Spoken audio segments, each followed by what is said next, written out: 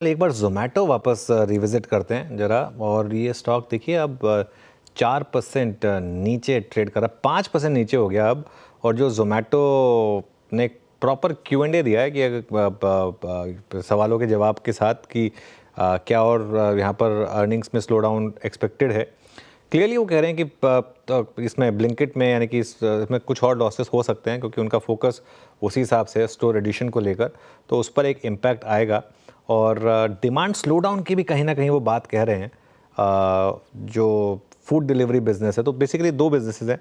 Food delivery business जहाँ पर 2% की ग्रोथ हुई है, वहाँ पर थोड़ा डिमांड का इशू है। और दूसरी तरफ है ब्लिंकिट यानी कि आपका क्विक कॉमर्स, जहाँ पर इस बार लॉसेस हुए हैं और वो कह रहे हैं कि शायद लॉसेस कंटिन्यू करें। 5% के करीब अभी स्टॉक नीचे है। अब कितना ये स्टॉक प्राइसिंग करके जा रहा है थोड़ा सा कहना टफ होगा, लेकिन जैसा जैसे पहले नंबर आया था हमने पहले ही कह दिया था कि नंबर काफ़ी ख़राब लग रहे हैं ये, और ये स्टॉक अब शायद एक बार के लिए 200 भी चला जाए।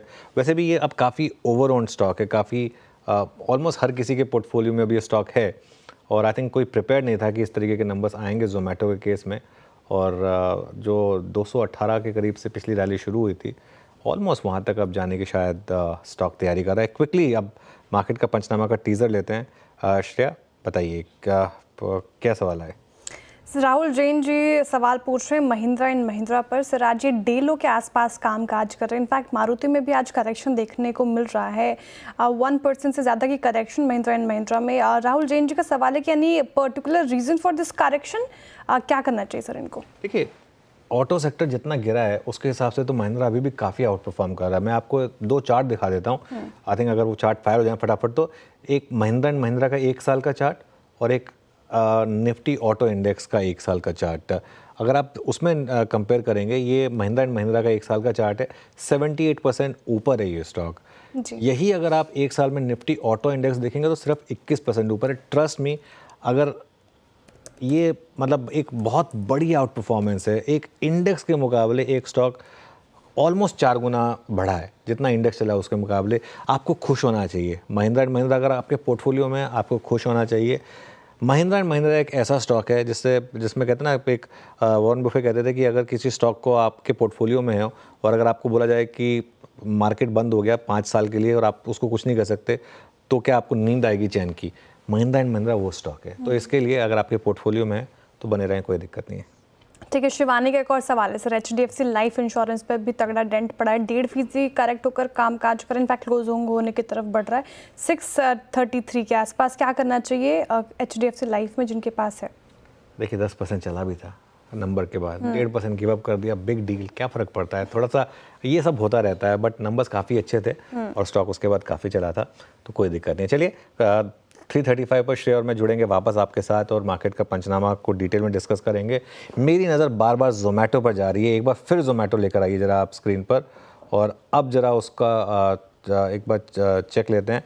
अब ये स्टॉक करीब करीब 7% डाउन है। इनफैक्ट इंट्राडे में तो ऑलमोस्ट 8% तक ये स्टॉक चला गया था, 229 तक गया था। और जो मैनेजमेंट की कमेंट्री आ रही है ना, वो काफ़ी सॉम्बर साउंड कर रही है, क्योंकि वो बात कर रहे हैं दोनों बिजनेसेस पर प्रेशर की।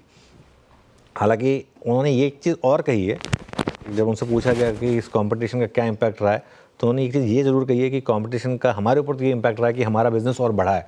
बिज़नेस बढ़ा है, इसमें कोई डाउट नहीं है, लेकिन वो किस कॉस्ट पर बढ़ा है, ये थोड़ा सा शायद दिक्कत वाला मामला है। और स्टॉक अब करीब करीब 7% लॉसेस के साथ, तगड़े लॉसेस के साथ, देखिए एडजस्टमेंट के बाद ये स्टॉक सेटल होगा करीब करीब 235 पर मेरे ख्याल से, क्योंकि 3 to 330 की एवरेजिंग ली जाएगी। और जो पूरा का पूरा डैमेज आया ये सिर्फ लास्ट के 10 मिनट में आया है, लेकिन फिर भी दिक्कत तो है, यहाँ पर दिक्कत तो रहेगी। चलिए अब एक काम करते हैं, इस क्लोज को समझने के लिए वॉल पर चलते हैं। मार्केट के लिए आज अच्छा दिन रहा। निफ्टी करीब करीब 0.5% ऊपर रहा, 128 पॉइंट ऊपर। बैंक निफ्टी करीब करीब 1.5% ऊपर था, ऑलमोस्ट 800 पॉइंट के गेंस रहे यहाँ पर। निफ्टी आईटी यहाँ पर भी 150 पॉइंट के गेंस रहे, करीब करीब 1/3%। मिड कैप इंडेक्स करीब करीब 3/4% ऊपर और स्मॉल कैप इंडेक्स करीब करीब 1% ऊपर रहा। एडवांस डिक्लाइन अच्छा था, 1600 बढ़ने वाले शेयर, 900 गिरने वाले शेयर। सुबह एक बार लग रहा था कि गड़बड़ हो गई, लेकिन उसके बाद यहाँ पर अच्छे मूव्स आए। चलिए अब जरा एक बार सेक्टोरल हीट मैप देख लेते हैं, उसके बाद निफ्टी के हीट मैप पर आएंगे। और यहाँ पर देखिए आप, PSU बैंक्स का बोलबाला था आज, 1.25% से ज़्यादा ये इंडेक्स चला था। निफ्टी बैंक 1.5% चला, फिनेंशियल्स में अच्छी रैली आई, मेटल्स 1% चला, oil and gas, capital goods यहाँ पर अच्छी रैली आई।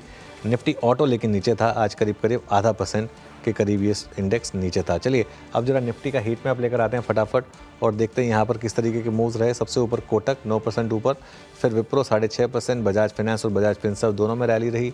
एनटीपीसी, एसबीआई, जेएसडब्ल्यू स्टील, ये कुछ और स्टॉक्स थे जहाँ पर आज तेज़ी थी। और जो स्टॉक्स नीचे थे उसमें आपका एसबीआई लाइफ था, ट्रेंड था, Shriram Finance, TCS, Mahindra and Mahindra, Maruti, Tata Motors, Sun Pharma और बजाज ऑटो। लेकिन कुल मिलाकर मार्केट के लिए एक अच्छा क्लोज। वीरो जी एक अच्छा क्लोज, लेकिन एक निर्णायक लेवल शायद अभी बहुत महत्वपूर्ण है जो अभी हमारे सामने खड़ा हुआ है। इट्स 2336 और निफ्टी बैंक करीब 49,338 पे, हालांकि डे हाई से लगभग 300 अंक नीचे। खैर ये थी आज की क्लोज और इस क्लोज के साथ छोटे से पुल बैक के बाद आपके जहन में बहुत सारे सवाल भी होंगे, कहाँ पे बाइंग करनी चाहिए, किसको करना चाहिए अवॉइड, थोड़ी फिल्टरिंग जहन में आपके यकीनन आ रही होगी। तो कोई प्रश्न है तो मार्केट का पंचनामा में आप पूछ सकते हैं, हम लोग आपके प्रश्नों का जवाब देंगे।